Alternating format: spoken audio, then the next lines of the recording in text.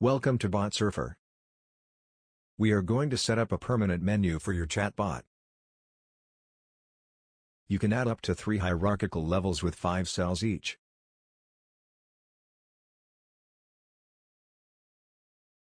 The menu can have 3 items within the main menu. Each item can have another set of 5 sub-items.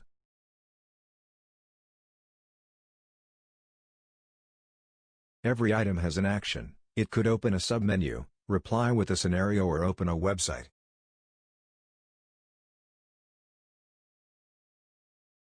You could use a menu for FAQ or for sending users onto some scenario in conversation, like shortcuts.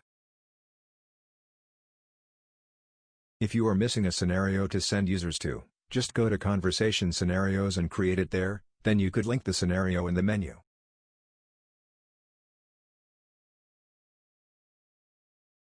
An item in the menu can be linked to your website. And another item can act as a restart button for the whole conversation with the chatbot. This button initiates the welcome message and scenarios. When you are ready to test the menu, just hit the switch beside the main menu title and enable the main menu for your chatbot.